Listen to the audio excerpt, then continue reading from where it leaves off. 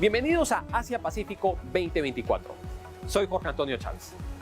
En esta edición del programa conoceremos más sobre la labor realizada por el Perú durante su presidencia de APEC en el año 2008 y en el año 2016.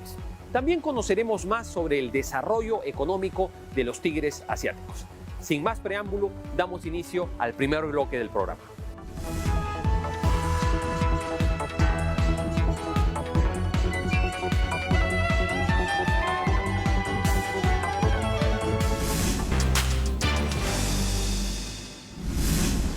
Y comenzamos con el programa y ahora vamos a conversar con el embajador Gonzalo Gutiérrez, quien fue presidente de la reunión de altos funcionarios de APEC en el año 2008, fue canciller de la República y es el actual secretario general de la Comunidad Andina de Naciones. Embajador, ¿cómo está? Bienvenido a Asia Pacífico 2024. Encantado de estar contigo.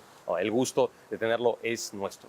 Embajador, cuéntenos, en el año 2008 el Perú por primera vez organizaba la cumbre del Foro de Cooperación Económica Asia-Pacífico. ¿Qué recuerda de ese reto?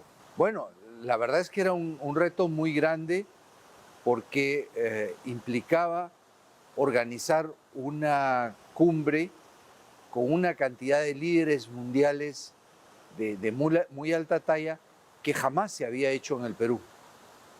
Habíamos observado previamente otras cumbres. Recuerdo que estuvimos previamente en Sydney, en Australia, viendo toda la organización, pero era una cosa complicada, hasta desde el punto de vista de infraestructura, porque no estábamos muy seguros de las sedes. Finalmente se realizó en el Pentagonito la última etapa, la cumbre, pero era, digamos, ponernos los pantalones largos en materia de organización de un evento de este nivel, pero con gran gusto nos salió excepcional. Fue una reunión excepcional, la llevamos por diferentes lugares del Perú, reuniones en Arequipa, en Trujillo, en Puno, y la organización estuvo impecable y el tratamiento temático también fue muy interesante. Claro, porque no solamente era un reto logístico sin precedentes, sino también había que liderar la agenda temática del foro. Y en el marco de liderar la agenda temática del foro, la reunión de altos funcionarios juega un rol fundamental como una bisagra entre los grupos de trabajo, entre los comités y también con otras instancias políticas importantes como las reuniones de ministros y las reuniones de líderes. ¿Qué recuerda de su experiencia siendo el primer peruano en presidir la reunión de altos funcionarios de APEC? Recuerdo que el proceso de negociación no fue especialmente complicado. Hubo una gran colaboración de parte de todas las delegaciones de todos los países. Ahora, la coyuntura era una coyuntura bastante distinta a la que vivimos actualmente. En ese momento estábamos pues en el centro de la tormenta de la crisis de la subprime, ¿no? de las hipotecas, que generó un decrecimiento global importante. Entonces, el gran objetivo era cómo promover nuevamente el crecimiento. Y en esto había una posición muy unificada, muy cohesionada de las 21 economías. Y ese fue uno de los temas importantes como resultado de la reunión, como resultado del documento que aprobaron los líderes, el deseo de avanzar en la recuperación económica. Inclusive se comprometían a no introducir ningún tipo de medida limitante del comercio por un periodo, a trabajar conjuntamente en la Organización Mundial del Comercio. Y bueno, fue el inicio, creo yo, de la recuperación económica global y especialmente del Asia-Pacífico. Claro, estábamos hablando de un tiempo en el que no había esta fragmentación geoeconómica que existe en la actualidad, donde hablar de un área de libre comercio del Asia-Pacífico parecía algo más viable, ¿no? Exactamente. Mira, y si lo vemos, a raíz de ese impulso se producen, creo yo, 3 ejemplos notables de integración económica y comercial. El primero es el fortalecimiento e inclusión de nuevos miembros en el TPP, para convertirse en lo que es ahora el CTPP, donde el Perú participa. Pero también en el extremo asiático del Pacífico se desarrolló lo que ahora se llama el RCTP, ¿no? RCP. De ASEAN más otros países. Pero el tercer producto que se concreta años después también es la Alianza del Pacífico, que tiene 2 miembros importantes de APEC. Entonces, ese impulso hacia la liberalización del comercio y la integración económica tuvo estos resultados. Ahora nos encontramos en una situación totalmente distinta.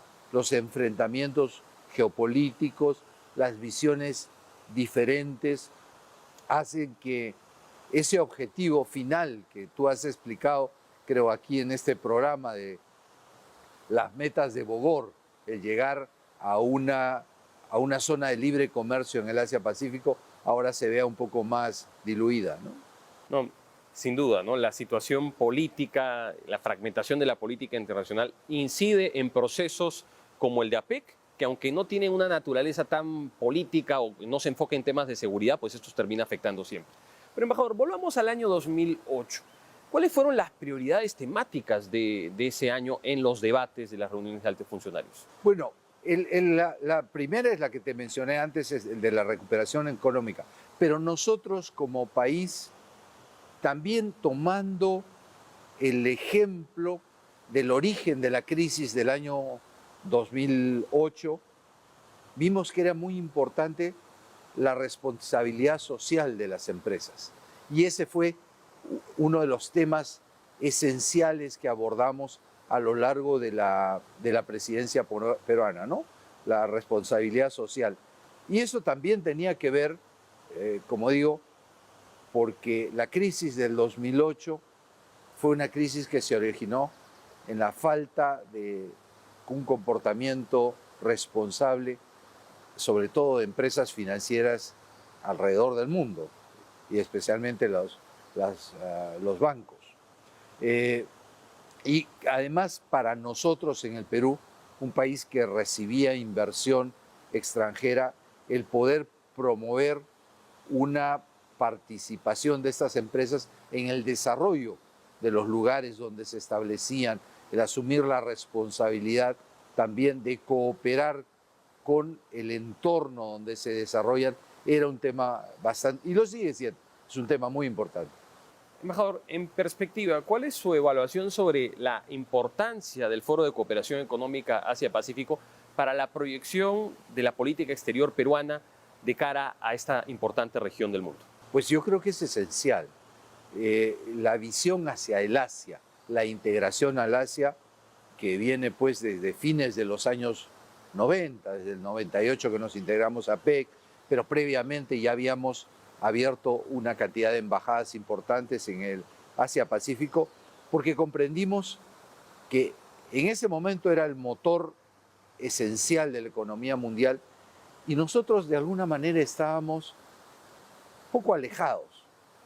Ahora se sustenta, es uno de los 3 grandes pilares de nuestra integración económica y comercial al mundo y por ende de nuestra también interrelación política. Yo creo que, y esta es una visión muy personal, creo que el Perú debe mantener una muy fluida, muy dinámica relación con América del Norte, con Europa, especialmente la Unión Europea, pero también con el Asia. La magia de llegar a una muy buena inserción peruana es tener un equilibrio en la relación con estos 3 focos de poder. Por supuesto, una política exterior que se respeta tiene que ser autónoma y tiene que diversificar los riesgos y sus relaciones políticas. Así que ese es un punto muy importante que nos han mencionado. Pero, embajador, como decíamos al inicio de la entrevista, estamos en un contexto geopolíticamente complicado, de mayor fragmentación en términos económicos, una competencia sistémica entre Estados Unidos y China a distintos niveles, en términos de seguridad, en términos económicos, en términos políticos. ¿Cómo ve que estas dinámicas pueden afectar al proceso de APEC? Bueno, yo creo que ya lo están afectando, porque están surgiendo nuevas iniciativas en la zona. Lo he conversado antes. Ahora varios países occidentales vienen hablando del Indo-Pacífico como un concepto de alguna manera competidor al de Asia-Pacífico. Y esto cae exactamente como tú bien dices en esta competencia, en esta pugna, porque va dirigido de alguna manera a excluir a China de ese espacio. Pero yo creo que para nosotros, como decía yo hace un momento, la integración con todos estos espacios para nosotros es importante. Y esto no quiero obviar, por supuesto, el primer espacio que sí es esencial, que es el regional, ¿no? Y justo donde yo estoy trabajando ahora, que debe ser, por cierto, el primer centro, el primer círculo concéntrico. Pero en lo que se refiere a grandes potencias y poderes, esa interdependencia compleja con el Asia, con Europa y con América del Norte es esencial para el Perú. Embajador, volviendo al tema de APEC, ¿cuál es su perspectiva sobre APEC en el futuro? Porque, bueno, las metas de Bogor, que preveían que para el año 2010 abrieran sus economías, las economías más desarrolladas del foro, y que para el año 2020 lo hagan las economías en desarrollo, pues bueno, no se han cumplido. Existe esta visión de Putrajaya del año 2040. ¿Cuál es su visión sobre el futuro de APEC? A ver, esta nueva visión que ha sido establecida, que se centra en tres grandes ejes: innovación, el tema digital, el tema de la integración en mercados y el desarrollo sostenible, de alguna manera es una meta un poco más laxa, es un poco más abierta, quizás comprendiendo que es difícil poner ciertas cortapisas y metas muy precisas, porque no podemos realmente diseñar o visualizar totalmente cómo se desarrolle geopolíticamente, especialmente la relación en la subregión o en la región del Asia-Pacífico. Yo creo que es importante que todos los miembros de APEC contribuyan al desarrollo de esta nueva visión. Pero debo decir que tengo cierto escepticismo. Tengo cierto escepticismo porque el enfrentamiento geopolítico, geoeconómico, se está volviendo muy sensible, muy tenso. Y si no se hace una reflexión sobre la necesidad de retomar un esfuerzo de integración como lo fue en su mejor época el de APEC, yo no sé si vamos a llegar a cumplir con esa visión que ha sido establecida por los países de APEC. Claro que como en APEC las decisiones se toman por consenso y en principio son voluntarias, no de una aplicación unilateral. Incluso cuando se piensa en esta área de libre comercio del Asia-Pacífico y cuando se piensa en las metas de Bogor, pues no se estaba pensando en obligaciones en términos de tratados o de obligaciones internacionales legales, ¿no? Sino más bien de propender al voluntarismo, ¿no? A la voluntad de los miembros de APEC. Pero ¿cree usted que APEC todavía puede jugar un rol importante para moderar esas tensiones geopolíticas? Vimos el año pasado, por ejemplo, esta reunión entre el presidente Biden y el presidente Xi en la cumbre de San Francisco. ¿Cree que en ese proceso de acercamiento, de convergencia, APEC puede jugar algún rol? Definitivamente, yo creo que es muy, muy importante y creo que sí puede ser una plataforma de acercamiento. Finalmente, a pesar de todas estas diferencias geopolíticas, la complementación económica comercial entre las potencias occidentales y China es inevitable. Es cierto, va a cambiar su faz, quizás, por ejemplo, la dependencia en materia de chips va a variar, pero necesariamente el Asia necesita esos mercados y los mercados occidentales necesitan los productos asiáticos. Esa es una ecuación que por lo menos en el futuro previsible no va a cambiar. No, sin duda, ¿no? Estamos hablando, como usted dice, de una relación de interdependencia compleja, de cadenas de valor que están vinculadas. O sea, este ejercicio de desacoplamiento económico es sumamente complejo, ¿no? Sobre todo en el corto y el mediano plazo. Es complejo y es costoso. O sea, no creo que desde el punto de vista de un desarrollo económico, de un crecimiento económico, les convenga a ninguna de las partes. Entonces, va a mantenerse ciertamente estas diferencias de corte geopolítico, pero la complementación en materia económico-comercial está ahí. Cambiar ese paradigma va a tomar mucho tiempo si es que se camina hacia allí. Yo tengo mis dudas. Y eso presenta alguna oportunidad también para el futuro desarrollo del Foro de Cooperación Económica Asia-Pacífico. Embajador, quisiera agradecerle mucho por haber estado en Asia-Pacífico 2024. No, te agradezco a ti por invitarme. Muchas gracias. Ha sido el embajador Gonzalo Gutiérrez, presidente de la reunión de altos funcionarios de APEC en el año 2008, ex canciller de la República y actual secretario general de la Comunidad Andina de Naciones. Nosotros vamos a una pausa, pero antes les recordamos que nos pueden seguir en nuestras redes sociales. Ya volvemos en Asia Pacífico 2024. El Perú lo que quiso fue tener, digamos, un acento más fuerte en el tema social, en el tema, por ejemplo, de las pymes. Eso fue, digamos, la columna vertebral del año 2016. El tema era crecimiento de calidad y desarrollo humano.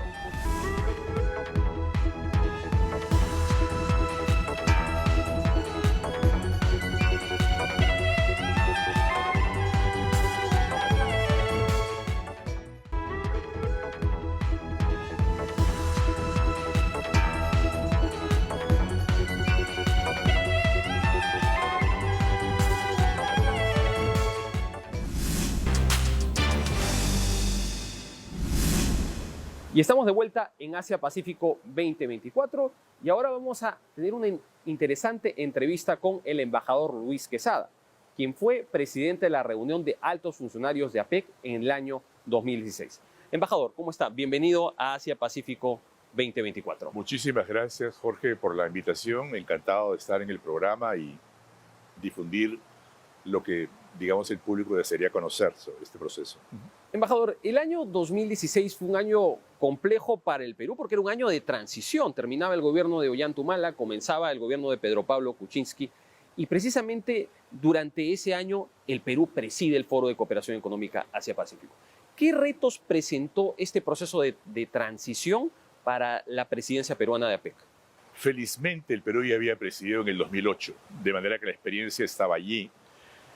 Pero el tema y la preocupación que tenía la Cancillería era que los cuadros, digamos, de los diversos ministerios iban a cambiar. Teníamos que trabajar con determinada gente en la primera mitad del año y luego en la otra con personas distintas. No era el caso de Mincetur, que siempre tiene cuadros, digamos, muy buenos, muy profesionales, pero sí con los otros ministerios, con los otros sectores. Ese fue, yo creo, el principal desafío.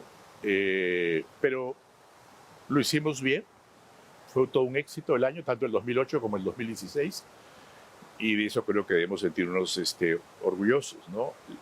Los socios nos decían, pero ¿cómo pueden haber escogido un año cuando hay cambio de gobierno? Pero bueno, así fue. Porque eso se pide con anticipación, 3, 4 años antes se pide, digamos, ser sede, ¿no? Entonces... Y había una experiencia reciente previa, que era la del año 2008, que fue una experiencia sin duda exitosa. Sí, exacto. Embajador, quisiera que nos comente sobre el contexto político internacional de esa época, porque Donald Trump había sido electo a la presidencia de los Estados Unidos, había un cierto cuestionamiento de la globalización y también comenzaba a haber un cuestionamiento del libre comercio. ¿De qué manera esto afectó el desarrollo de las reuniones de APEC y las reuniones de altos funcionarios en el año 2016? Ese fue otro desafío, el frente externo, porque había habido la crisis financiera en el 2008, pero todavía se veía la repercusión de esta crisis. O sea, todavía el crecimiento era lento, no se había recuperado la economía mundial. Y surge otro problema también, porque estábamos en pleno proceso de globalización. Sin embargo, también la globalización trajo un proceso importante de alivio a la pobreza, pero también a la par digamos, el tema de la desigualdad. Entonces emerge un descontento popular en muchos países. En algunos gobiernos emerge el deseo del populismo, que lo vemos hoy día más plasmado que antes. Entonces sí, uno veía la génesis de esos problemas, ¿no? Como ha dicho, la globalización también empezó a ser cuestionada. El neoliberalismo también comenzó a ser cuestionado. Entonces, el APEC, que es un foro de comercio e inversión, de economías abiertas, de que se trata de facilitar, digamos, y comparar programas de manera que, digamos, los socios de APEC tengan economías, comercio, regímenes de inversiones, regímenes de competencia mucho más abiertos, es el desafío. Entonces, yo creo que también se hizo bien, porque se plasmaron programas, planes de acción que apuntaban a eso, para contrarrestar eso, precisamente, ¿no? Embajador, precisamente con respecto a la agenda temática, ¿cuáles fueron las prioridades que el Perú puso en agenda en el año 2016? Porque quien preside el foro tiene un poco ese privilegio, ¿no? Sí, eso es interesante, porque el Perú lo que quiso fue tener, digamos, un acento más fuerte en el tema social, en el tema, por ejemplo, de las pymes. Eso fue, digamos, la columna vertebral del año 2016. El tema era crecimiento de calidad y desarrollo humano. Las prioridades eran tres. Avanzar la integración económica regional y la agenda del crecimiento. Invertir en el desarrollo del capital humano y la modernización de las pymes, ¿no? Y otra prioridad era también elaborar un programa alimentario, porque había problemas de desnutrición, problemas de las poblaciones más vulnerables en el mundo, que no tenían acceso a los mercados de alimentos, ¿no? Entonces, como se ve en 2016, hay un enfoque más social y más acorde también con lo que estábamos, los problemas que teníamos también internamente en el Perú, ¿no? Obviamente. Y eso ya, los temas, las prioridades se presentan mucho antes y fueron muy bien acogidas por nuestros socios en APEC. Lo interesante es que esa creciente vocación social del foro luego se traduce en la visión de APEC de Putrajaya al año 2040, que tiene un inescindible componente social, ¿no? Y hoy en día la Agenda 2024 tiene una carga más social todavía. Es toda una evolución, ¿no? En el 2008 también, y así va, digamos, sucediendo. Así que, y enhorabuena, porque a todos estos problemas mundiales, como mencioné, la desigualdad, lo que ha pasado con la globalización, no es que haya una desglobalización, pero sí estamos yendo, sobre todo en el comercio internacional, a una fragmentación, ¿no? Los países están tratando de tener cadenas de valor más seguras. Entonces, lo que antes estaba integrado, ahora hay una especie de decoupling, como se dice en inglés, ¿no? Y eso, descoplamiento que se ve de manera muy evidente en la relación de China con Estados Unidos. Entonces, eso también ha cambiado muchísimo, ¿no? El tema de la globalización también es interesante porque, o sea, se menciona que justamente era la elección del señor Trump en la cumbre en 2016. Y ya se veía venir cuál iba a ser el derrotero del Tratado de Libre Comercio más sofisticado del mundo, que es el CPTPP, ¿no? El Tratado Integral y Progresista Transpacífico, que justo dio lugar a que el presidente Trump desligara a Estados Unidos, que era el alma del tratado, ¿no? Y ahora hoy ya tenemos a la Gran Bretaña, porque también se produce el Brexit, como parte de este movimiento, digamos, del desprendimiento de la globalización y también de los movimientos populistas, ¿no? Porque el Brexit fue populista en realidad. ¿Sí? Pero curiosamente, digamos, el TPP, el Acuerdo Transpacífico, había sido impulsado por el presidente Obama en el marco de esta política del rebalance estratégico y del pivote hacia Asia para hacer crecer la interdependencia económica entre Estados Unidos y estas economías. Y luego Estados Unidos termina saliendo. Cuestión paradójica, embajador. Actualmente China se ha dicho en las 2 sesiones, que es un evento que usted conoce bien porque fue embajador en China, pues se ha dicho que China quiere ser parte del CPTPP. Entonces, qué paradójica es la política internacional. Fue gracias a Japón que el tema del CPTPP se ha mantenido, ¿no? Y felizmente el Perú ratificó en el 2021. Eso fue un acierto, digamos, de parte de Cancillería y de Mincetur, de haber, digamos, incidido en ello, ¿no? Pero hay varios países que quieren ser miembros, y el más importante es China, ¿no? El tema es que el CPTPP exige estándares muy elevados y reformas importantes, integrales en el tema del comercio y la inversión. Y no todos los países lo han hecho, ¿no? China ha presentado una lista de reformas que va a hacer, ¿no? Entonces, digamos, su candidatura está allí, ¿no? No está ahí.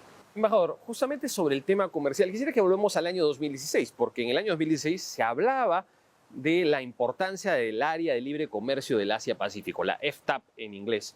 Esto ya se venía debatiendo desde antes, pero ¿cuál era la perspectiva sobre la posibilidad de lograr este objetivo? En esa época, en el año 2016, cuando se hablaba del área de libre comercio del Asia-Pacífico, ¿de qué se hablaba? ¿Cómo se pensaba? ¿Se pensaba en términos de un tratado plurilateral? ¿Se hablaba de un proceso unilateral de liberalización? ¿En qué se pensaba? Claro, como sabe, el APEC, digamos, su institucionalidad exige consenso, pero no es vinculante. Entonces, digamos, a la manera de building blocks, o sea, ir sumando, digamos, voluntades, ir creando, digamos, un acuerdo que se convertiría luego en vinculante, ¿no? Pero ese es un proceso que tarda muchísimo, porque cada miembro de APEC, cada economía, tiene, ¿cómo puedo decir esto? Una estrategia diferente respecto al libre comercio. ¿Y cómo unificar eso? ¿No? Si ha costado trabajo, digamos, tener el CPTPP o su espejo, el RCEP, ¿no? El Tratado Integral al que forman parte la mayoría de las economías asiáticas, más China y más India, ¿no? Entonces, yo creo que tomará mucho tiempo. Hay que mantenerlo allí. El Perú es entusiasta de esta idea. Hay que mantener esa idea, digamos, dentro de la PEC. Pero yo creo que va a tomar bastante tiempo. Embajador, conversábamos sobre estas dinámicas de desacoplamiento económico, de fragmentación de los bloques comerciales y también una competencia sistémica que existe entre Estados Unidos y China. ¿De qué manera usted cree que estos procesos pueden afectar la marcha de APEC?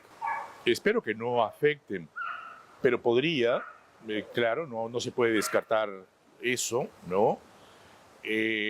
Porque las agendas comerciales ya nacionales de ambos países han tenido un cambio, digamos, ¿no? Con todos los temas de los aranceles, el decoplamiento también, la rivalidad tecnológica. Hoy en día el tema de la tecnología y la innovación son importantísimos en APEC.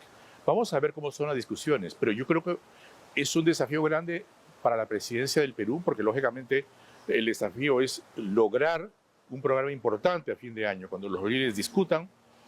Y, en fin, yo confío en la destreza de nuestra diplomacia.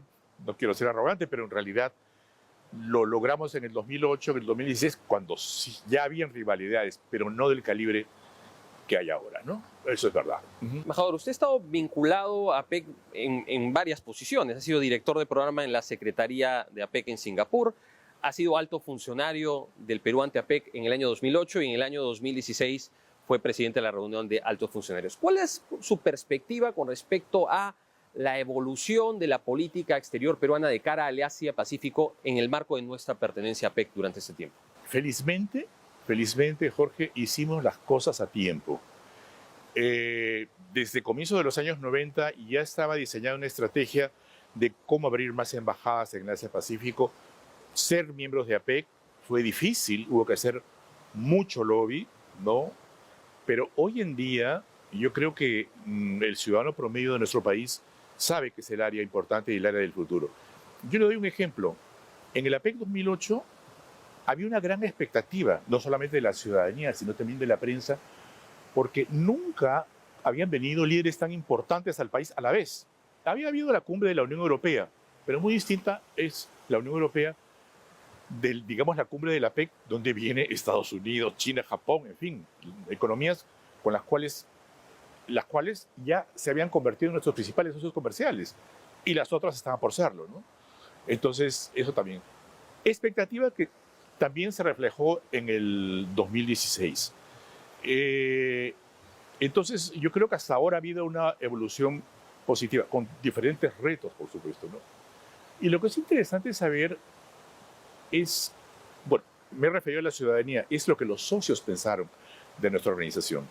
Cuando terminó el año 2008, la SOM norteamericana, en el 2009, que fue el año de Singapur, se me acerca y me dice: Luis, nunca hemos avanzado tanto en el APEC como en el 2008.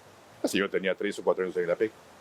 En el 2016, el SOM norteamericano, al final de la sesión, se acerca y nos dice: Estados Unidos está agradecidísimo y el presidente Obama quiere agradecer al alto funcionario, que era mi colega Raúl, ahorita y al presidente de los altos funcionarios, Raúl Salazar, y al presidente de los altos funcionarios quiere agradecer personalmente.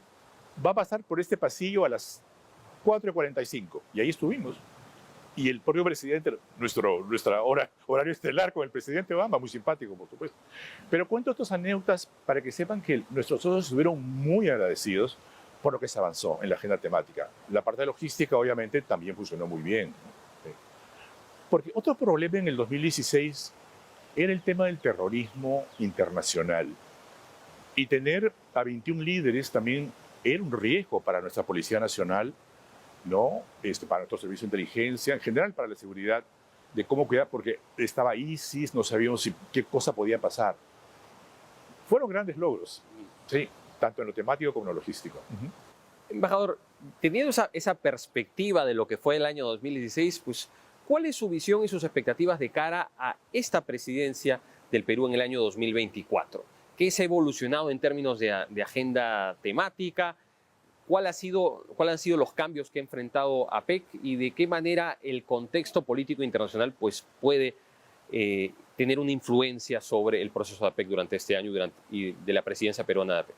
Yo creo que todo depende de la voluntad de nuestros socios en realidad, y eso lo tenemos que ver, ¿no? La del Perú es indudable. Nosotros avanzamos por un libre comercio, por tener un régimen abierto de inversiones y los elementos sociales que se están agregando a la estructura de la PEC, y apostar por otros temas también, como son la tecnología, la innovación, la infraestructura, ¿no? Pero mucho depende también de la voluntad, del consenso que podamos lograr, y hay que ser optimistas en que así sea, en realidad. Yo creo que hay que hacer una prognosis muy cuidadosa de esto. No, sin duda, hay que tener optimismo, pero con los pies en la tierra. Embajador, ha sido muy grato para nosotros conversar con usted sobre su experiencia en el Foro de Cooperación Económica Asia-Pacífico y sobre la presidencia de la reunión de altos funcionarios que usted ostentó en el año 2016. Muchas gracias. No, para mí un enorme gusto y muchas gracias por la invitación, Jorge, muy amable. Ha sido el embajador Luis Quesada, quien fue presidente de la reunión de altos funcionarios del Foro de Cooperación Económica Asia-Pacífico en el año 2016. Y ahora sigan con nosotros que vamos a nuestro segmento La Clase.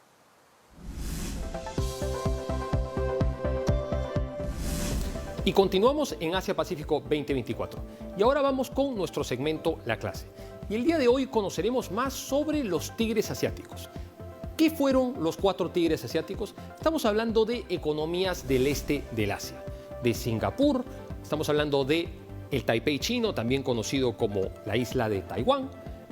También de la región administrativa especial de Hong Kong, antes conocida como Hong Kong, que era una colonia británica, y la República de Corea, también conocida como Corea del Sur.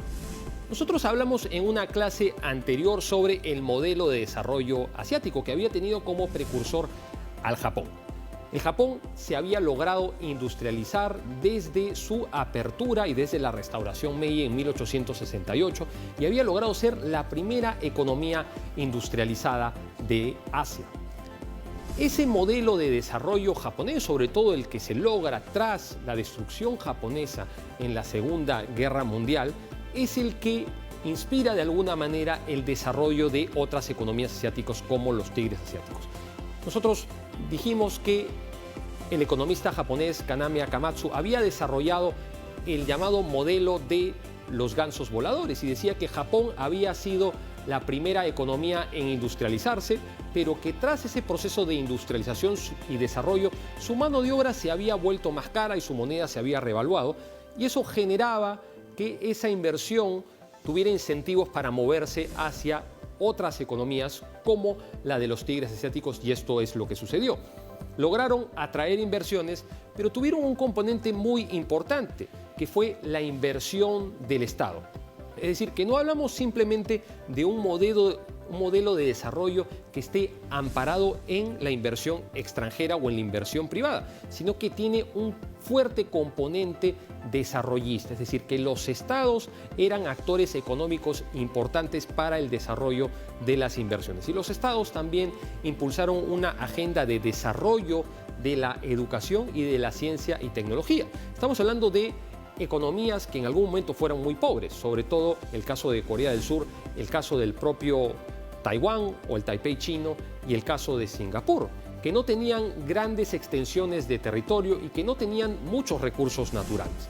Por lo tanto, era lógico que desarrollaran una base industrial en tanto era inviable para ellos el explotar recursos naturales. En el caso de Corea del Sur, debemos decir que Corea del Sur prácticamente no tiene recursos naturales, ya que la mayor parte de los recursos naturales que están en la península de Corea se encuentran en lo que actualmente es Corea del Norte, que es un estado con el que Corea del Sur técnicamente sigue en guerra, porque lo que se firmó en el año 1953 no fue un tratado de paz, sino fue simplemente un armisticio. El caso de Singapur es parecido en el sentido que estamos hablando de una economía que tiene una superficie de poco más de 600 kilómetros cuadrados, por lo tanto la actividad industrial era inviable, o mejor dicho, la actividad industrial era viable, lo que era inviable era el desarrollo de los sectores primarios. Si le sumamos al desarrollo industrial el desarrollo de un sector financiero y el desarrollo portuario por la posición estratégica que tiene Singapur de cara al estrecho de Malaca, pues había una confluencia de factores que favorecía el desarrollo de esta importante economía del sudeste asiático. En el caso de Hong Kong tenía una proximidad con China y una ubicación también muy importante, una población bastante grande, lo cual le permitía tener una base industrial y un puerto bastante desarrollado que le permitía desarrollar exportaciones. Y en el caso del Taipei chino, pues también vemos una realidad parecida, un desarrollo de la tecnología, de la educación, y el Taipei chino actualmente es el principal exportador de semiconductores y el principal exportador también de los semiconductores más avanzados, que son importantes para la industria y también para las industrias de armamento. Así que estamos hablando de economías que han tenido una trayectoria de desarrollo en la que se preconizó el desarrollo de la educación, de la ciencia y la tecnología. La política de la sustitución de exportaciones, no abrieron sus mercados, protegieron a sus industrias infantes en un comienzo y liberalizaron sus economías ya posteriormente en los años 80 y en los años 90. Espero que les haya parecido interesante conocer más sobre los tigres asiáticos. Recuerden que pueden seguirnos en nuestras redes sociales. Ahora vamos a una pausa y volvemos con más en Asia Pacífico 2024.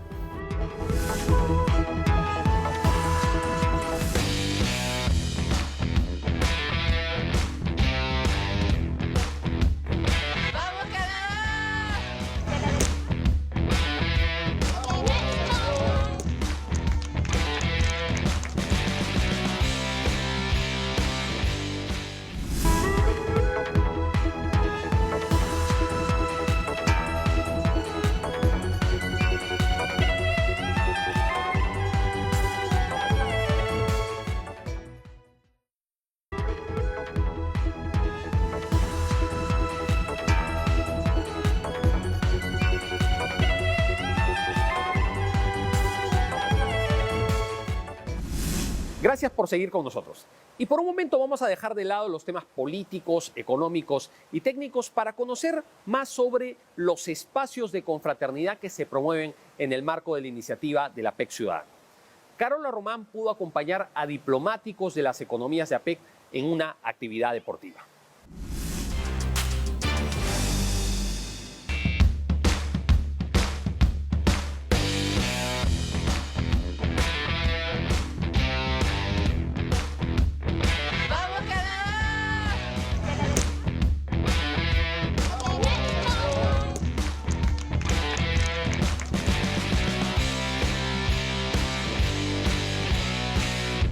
Como parte de APEC Ciudadano se viene realizando el segundo torneo de softball que reúne a representantes de 9 embajadas que conforman el Foro de Cooperación Económica Asia-Pacífico. Es importante porque el objetivo es confraternizar Este campeonato se da también en el marco de la conmemoración de los 125 años de la inmigración japonesa en el Perú.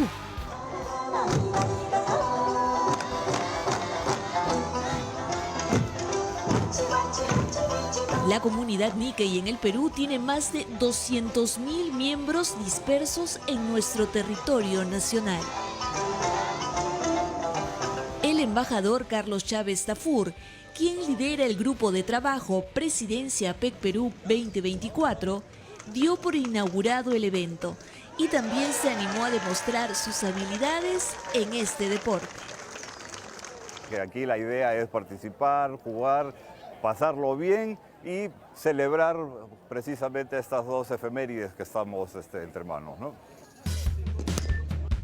Equipos de las embajadas de Australia, Canadá, Chile, Corea, Estados Unidos, Japón, así como representaciones diplomáticas de Indonesia, Malasia, Tailandia y Perú, se dieron cita en las canchas de la ELU. Los embajadores dieron el play de honor y demostraron que en cualquier momento podrían entrar al campo de juego, ya sea como lanzadores o bateadores. Lo importante no es cuánto a cuánto en el final en términos de números, es la oportunidad de jugar, aprender de uno al otro, el cual estamos celebrando el año de APEC 2024 por manera de ese deporte. En este deporte, el equipo profesional de softball australiano es el actual campeón del mundo. Sin embargo, la embajadora Mary Ringland enfatizó que más allá del deporte, hay que resaltar el excelente momento que atraviesa la relación bilateral entre Perú y esta economía. Tenemos un buen base, tenemos un TLC con Perú, tenemos muchos intereses compartidos, mucha inversión de Australia aquí en Perú y también muchos peruanos estudiando en Australia.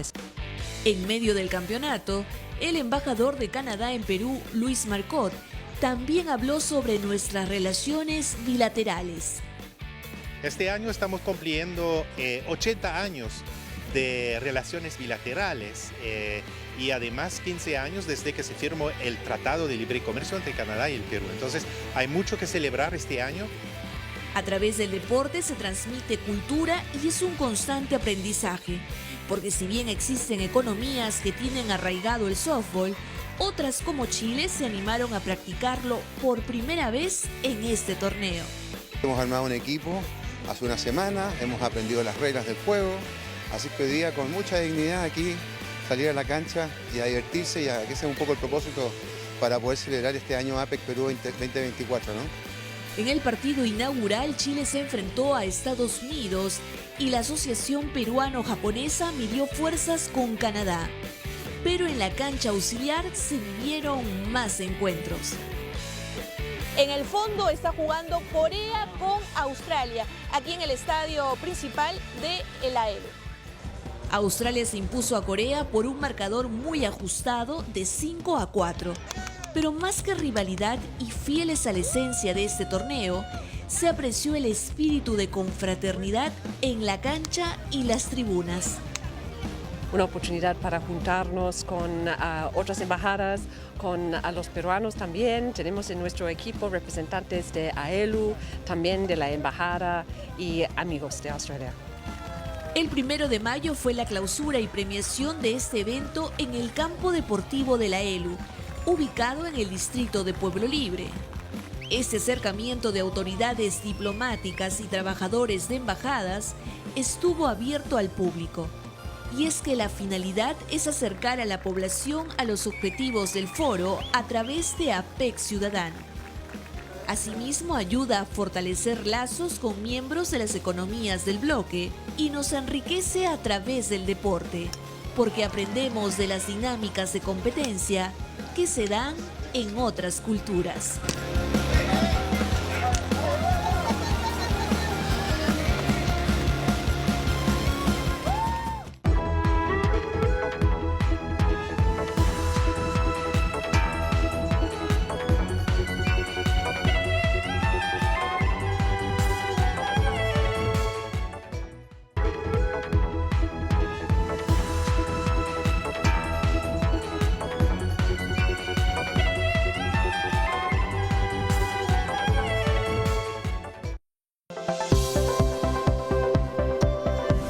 Y seguimos en Asia-Pacífico 2024. Y ahora vamos con nuestra sección Conociendo a las Economías.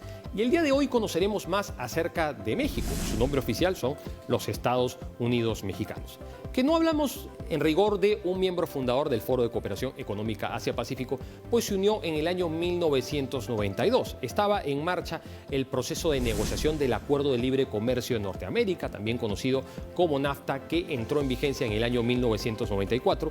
Y este proceso de negociación facilitó sin duda el ingreso de México al Foro de Cooperación Económica Asia-Pacífico, porque dos de sus otros socios ya eran parte de este foro.